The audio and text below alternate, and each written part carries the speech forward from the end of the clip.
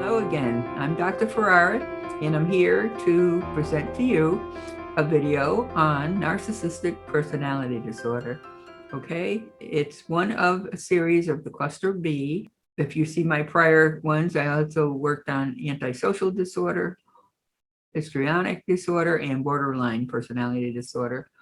So all of these disorders are a series of videos that are hoping to highlight some of the emphasis of the disorder, the symptoms, but also to help loved ones find a way to cope with whatever is going on within their dynamics, with the final intent to keep the relationship together. If you are being abused by anyone, by all means, you need to get to talk to somebody quickly. So there are references below. And with that, I'm going to fill you in on a little more of the details. What is a narcissistic personality disorder? Well, if you have one in your family, you'll know it. Okay, grandiose need for attention. Yes, it's me, me, me, me. Look at me, look at my hair, look at my clothes. I'm perfect. Okay, they are adamant about demanding attention from others. At the same token, they don't have any empathy or sense of attention toward others because they're so busy collecting their own compliments. Okay, it starts at early childhood, a very demanding childhood. Maybe they were overindulged, maybe they were neglected.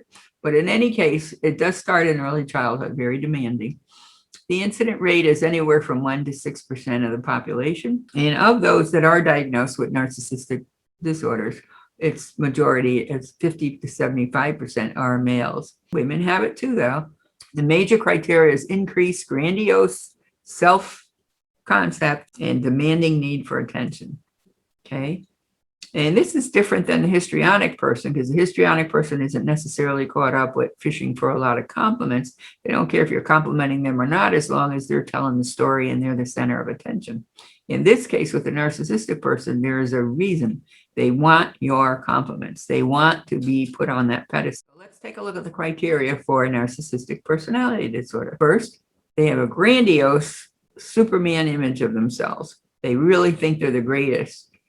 And they exaggerate their self-talents. I can ride a horse better than anyone else. I can golf better than anyone else. And all of that kind of similar jibber jabber. Okay. Next is that they're preoccupied with unlimited success. They want to be that millionaire. They're going to make it. Got a good idea. It's going to make it. I'm going to make it. And everything is consumed with power and gains. What can I get out of this?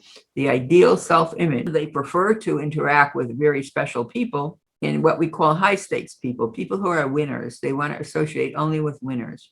Of course, if you read all the business books, that is a token of getting yourself up the ladder, raising yourself up the ladder of success. But in this case, it's done above and beyond any other human interaction with others.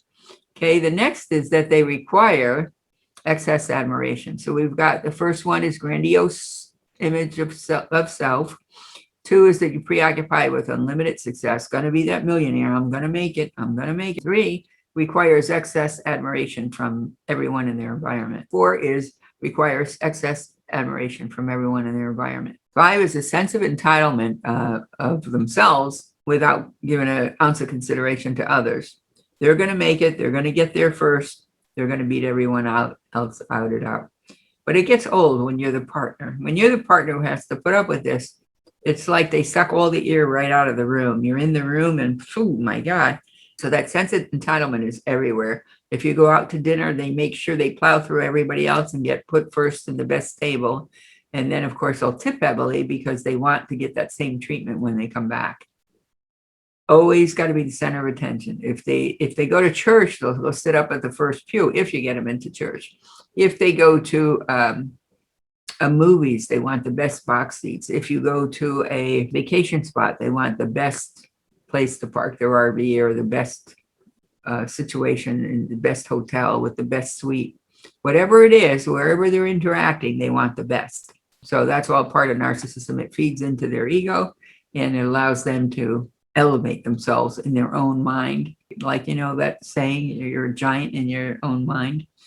But anyways, in this case, it is true with a narcissistic person. So remember, they exploit others. They'll take advantage of others. So If there's somebody in their environment that they need to exploit to get something out of, they will manipulate. They will be charming. They will manipulate the situation. And so you didn't really, well, I'll tell you what, if you can just stay for me, I'll give you that extra bonus you were promised. So there's always something carrot that they're dangling in front of somebody else in order to get that person to jump for them. It's very manipulative, very, very manipulative. The next thing is that they lack sympathy for others. So let's say you're both out and you're riding horses and the horses, something malfunctions and you both get hurt.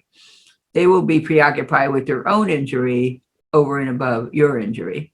And in an extreme case, for instance, I had one young family where the 17-year-old son had gotten in a very bad car accident. He was rushed to the emergency room and he was flung 40 feet from his car. And when the individual got to the hospital, after he got the phone call that his son was in the hospital, he ran over to the gurney that the boy was laying on, full of mud, full of broken glass, almost that the boy was somewhat delirious himself, stuck his face in his face and said, "What did you do to my car?" That was their answer to this dilemma. So that's how bad a narcissistic personality can be. Instead of worrying that their son almost just died, this person was just ranting and raving about, "What did you do to my car?" Ooh, that's a pretty tough one. Can you get any more narcissistic than that? So yeah, it gets pretty bad. And like I said, if you're in the family and you have one in your family, you know it. And it is exhausting. Okay. Again, they may be very arrogant in their own manner. So they're very haughty. They constantly up one on everybody else. They constantly have to be the center of attention for admiration. And they constantly are doing things in their facade to make themselves look better for others. They may ruminate about their past accomplishments. They may relish in the compliments of others. And the bad part of that is they can be easily swayed or exploited themselves because they have this huge ego deficit. Then anybody who gives them a compliment could also pull them into their corner. And so it's like the little shark is getting played by the big shark. So it works both ways. It's a flaw that people could easily pick up on. And a bigger shark will definitely exploit the narcissistic person for their own gain. Because if the narcissistic person thinks, well, I'll play ball with this guy because he can get me to I can double my income. I can triple my income. And then the next thing you know, they lose everything they have. So that's the bad part of being narcissistic, is you're also vulnerable to other people over complimenting you for their own gain. There's always a bigger narcissistic person. So yes, the cycle continues. It's like the big fish eat the little fish. That's just life. That is nature. So when you have these flaws, other people can spot them a mile away. With that in mind, you remember this person only wants to associate with high gifted people. And most of the people who are successful are very motivated towards more success. So if it's going to achieve by exploiting you, well, then you'll get exploited. And that's the way it is. Okay, so the sense of entitlement is what the narcissistic person generally feels. Well, I'm shrewd, so I'm going to get it, regardless of the fact that you may have just stolen it from somebody who wasn't aware enough to protect themselves. That doesn't matter. The point is they won in their mind. Sound familiar? I think we know a few people that have that same attitude. Okay, so every friend serves a purpose. No one is in their environment without a purpose. So it's very sad to look at everything that way, but that is the way the narcissistic mind works. What can you do for me? They're oblivious to what the other person needs. And this includes, for instance, if you are ill and you're complaining that you're ill, instead of saying, "Oh, I'm sorry you're ill," they will say, "Oh man, I'm feeling great. I just ran 30 miles this morning." And meanwhile, here's a person sitting in a wheelchair that can't even walk. But to them, they're oblivious to your pain. It's what can gain for them. So be careful. They are very sensitive to criticism. Anybody who has a narcissistic trait knows that criticism can just defeat them. They have to be the one that's successful and on top. So be careful. When you're dealing with persons like this, you're in for a ride. It's going to get complicated.